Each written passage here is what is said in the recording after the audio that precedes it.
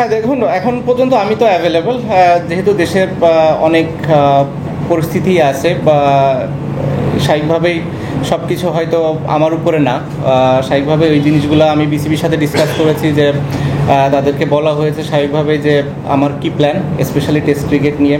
এই টেস্ট এবং home series আমি মানে যেটা ফিল করেছিলাম যে আমার লাস্ট সিরিজ হবে টেস্ট ক্রিকেটে স্পেশালি, সো ওইটা নিয়ে আমার চিন্তা ছিল এবং এভাবেই ফারুক ভাইয়ের সাথে এবং বোর্ডের সিলেক্টরদের সাথেও কথা বলা হয়েছে যে যদি সুযোগ থাকে আমি যদি দেশে যেয়ে খেলতে পারি, মিরপুর টেস্ট হবে আমার জন্য লাস্ট স্পেশালি টেস্ট ক্রিকেটে, এবং সেই কথাটা বোর্ডের সবার সাথে বলা হয়েছে এবং তারা এই বিষয়টা জানে এবং তারা চেষ্টা করছে যে কীভাবে এটাকে সুন্দরভাবে অ্যারেঞ্জ করা যায় এবং যাতে করে আমি যে খেলতেও পারি এবং নিরাপদ ফিল করি, অ্যাট দি সেম টাইম যখন দেশের বাইরে আসার দরকার হবে এবং দেশের বাইরে বের হতেও যেন আমার কোনো সমস্যা না হয়। এই জিনিসটা বোর্ড খেয়াল করছে এবং যারা এই বিষয়গুলোর সাথে রিলেটেড মানুষ আছে তারাও এই বিষয়টা দেখবে এবং দেখছে বলে আমি মনে করি, এবং তারা হয়তো আমাকে একটা ডিসিশন দিবে যেটার ভিত্তিতে আমি হয়তো দেশে যে খুব ভালোভাবে খেলে অ্যাটলিস্ট টেস্ট ফরম্যাটটা ছাড়তে পারবো।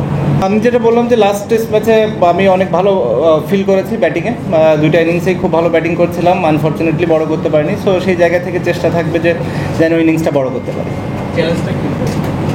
এটাই তো চ্যালেঞ্জ, ইনিংসটা বড় করতে যেন পারে যদি সেট হই। আমি তো লাস্ট 4-5 যদি বলেন নন স্টপ ক্রিকেটের ভেতরে আছি। সো এই টাইমে তো কেউ দেখে নাই যে এরকম কোনো কিছু ঘটার মতো কিংবা হয়েছে কিনা, শুধু এই ম্যাচটাই মনে হয়েছে। সেটা অনেকগুলো রিজন থাকতে পারে।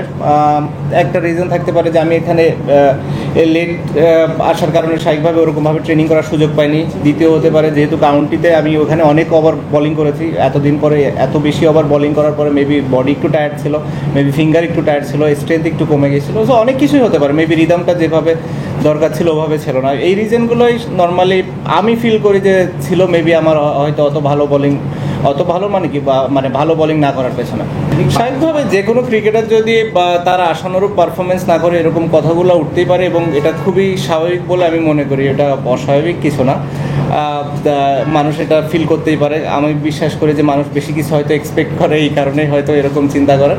বাট যেটা আমি বললাম যে হ্যাঁ, যখন আপনি যে ধরনের একটা লেভেলে পারফরমেন্স করছেন এবং সাডেনলি ওটা থেকে যখন একটু নিচের দিকে আসে, স্বাভাবিকভাবেই মানুষ এটা নিয়ে তো একটু সন্দেহ করবে এবং এটা নিয়ে কোশ্চেন মার্ক তুলবে তারা।